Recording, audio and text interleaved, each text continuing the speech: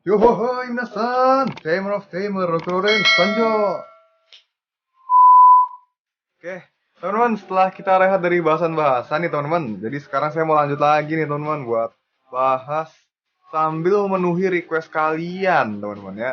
Kemarin kan ada yang request nih soal Jen dan Tedermon ya teman-teman, tapi saya rasa agak tanggung kalau cuma bahas dia doang, jadi kita bakal bahas sekalian dua temer sisanya yaitu jadi total tiga temer utama di serial ini yaitu Takato, Jen dan juga Ruki ya teman-teman.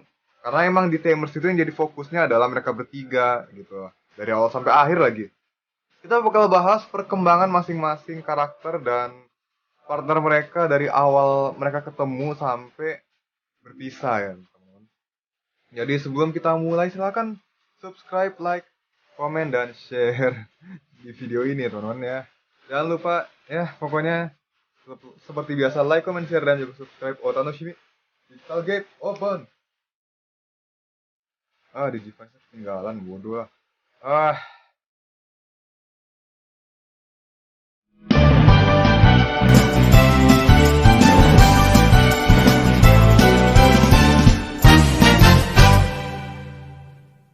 jadi dari Ruki dan Renamon terlebih dahulu ya teman-teman, karena sepertinya mereka udah ketemu duluan teman-teman. Yang paling dulu malah. Dan ini juga si Ruki dan Renamon ini adalah yang paling simple buat dibahas teman-teman. Diawali dengan Ruki yang selalu menang card battle di kota teman. Dia selalu menempati posisi teratas dan disebut-sebut sebagai Digimon Queen karena dia menjadi runner up di turnamen terakhir dan juga menjadi tamer terkuat di kota. Tamer terkuat kedua sih, yang terkuat itu adalah si Ryo Akiyama teman-teman. Dan selain tamer terkuat, si Ryo ini juga adalah tamer legendaris di kota itu, tapi suatu hari dia menghilang dan akhirnya Ruki jadi tamer terkuat di kota ya teman-teman. Hanya saja si Ruki ini merasa bosan karena lawannya menurut dia tuh nggak ada yang nantang seperti Ryo gitu, nggak ada yang kuat lah menurut dia. Lagi Ruki tuh wah udahlah, ini wah sampah ini gue nggak segitunya juga sih, cuman ya kira-kira kayak itulah, kayak gitu teman-teman. Lalu suatu hari ketika dia sendirian di rumah nih teman-teman, dia melihat banyak layar yang berisikan Digimon yang pokoknya mereka lagi mencari anak manusia untuk menjadi partner mereka. Ini bervariasi dari Ruki sampai Mega loh teman-teman. Bahkan di sini juga ada Apocarimon teman-teman. Oke, ini benar-benar sesuatu yang nggak disadarin sih teman-teman. Mungkin beberapa dari kalian nggak sadar karena sebenarnya ini harusnya kelihatan jelas ya teman-teman. Di siluetnya ini kepalanya Apocarimon tuh ada teman-teman. Cuman ini udah pada protes kemana-mana kan di series yang lain teman-teman. Jadi gini, Lucemon di Crosswords lemah diprotes. Tapi di sini Apocarimon ngemis bantuan Ruki gak diprotes, gak digubris sama sekali malah.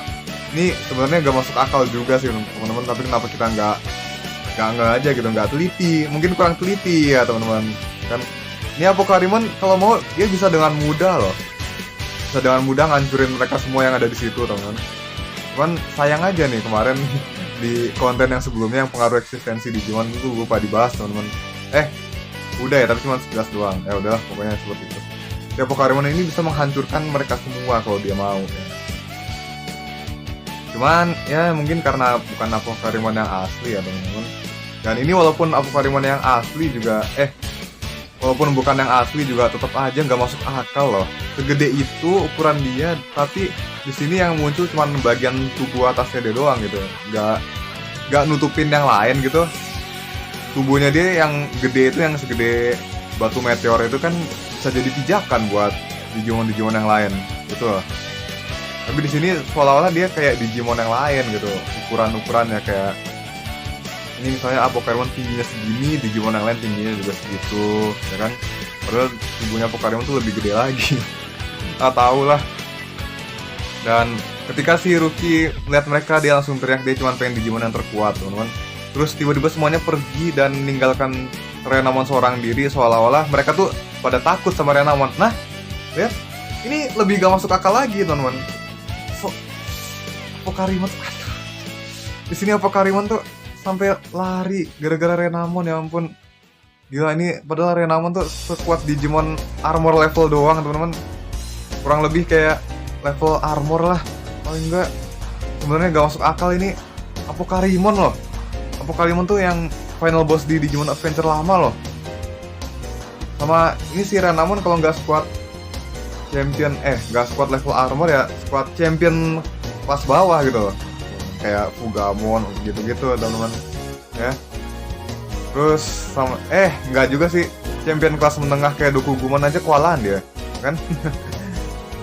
Ya kelas bawah lah paling enggak.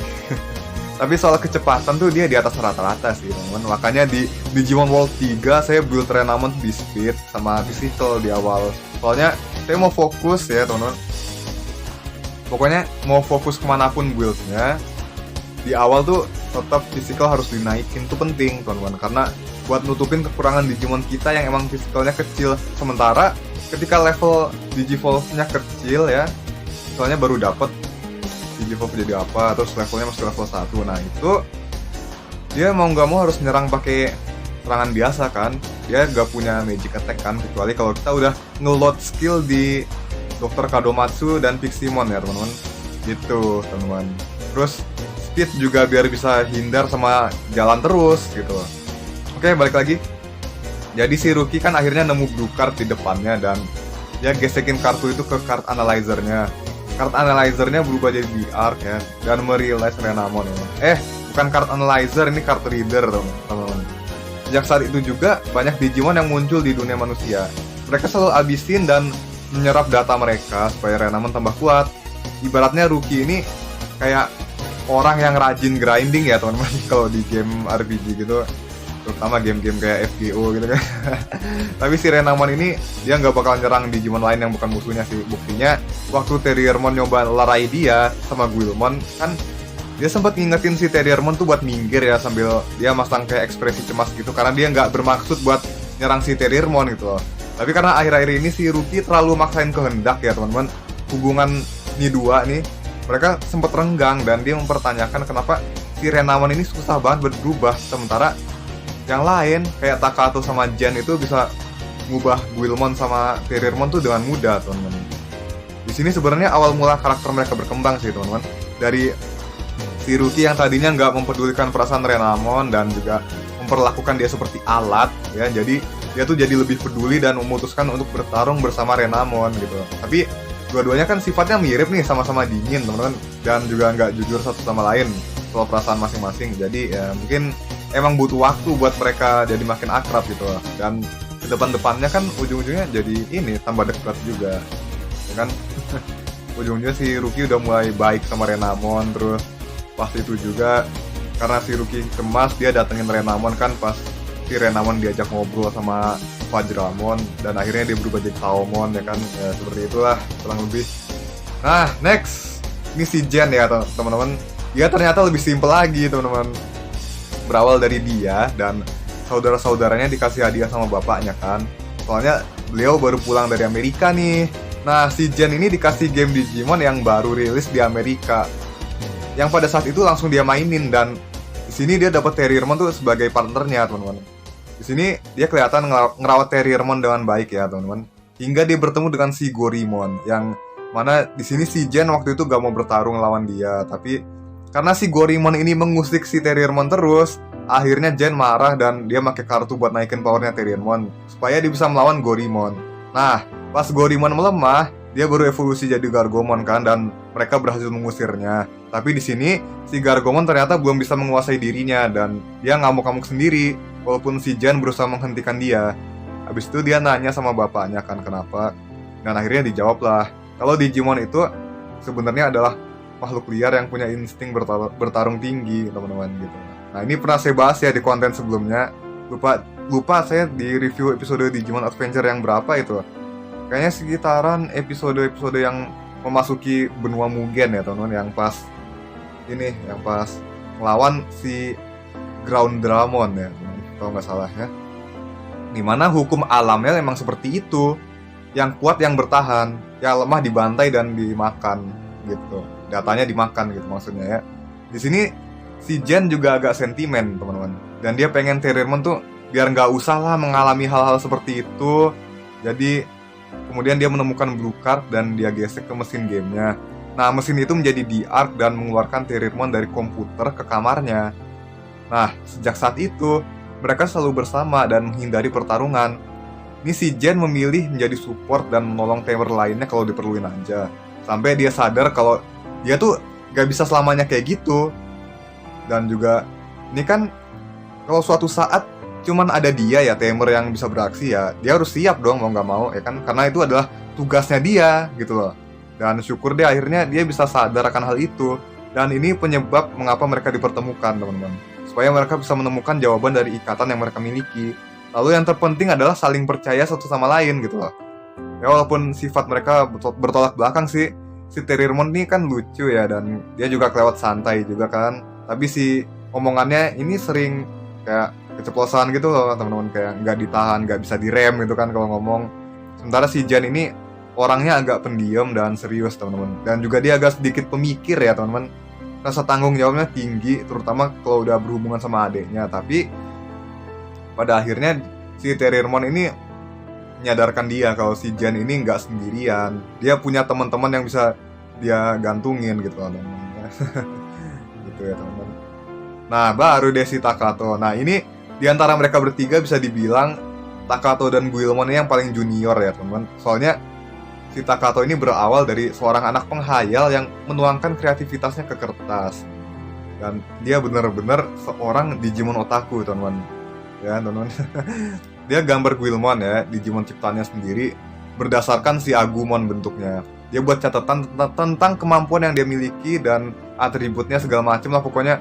Dan sebelum itu si Takato mendapatkan blue card-nya secara kebetulan teman-teman. Gak seperti Ruki dan Jen ya teman-teman. Waktu itu dia lagi beres-beres kartunya dan dia ngejatuhin box kartunya. Kemudian tanpa diketahui kenapa dia menemukan kartu tersebut.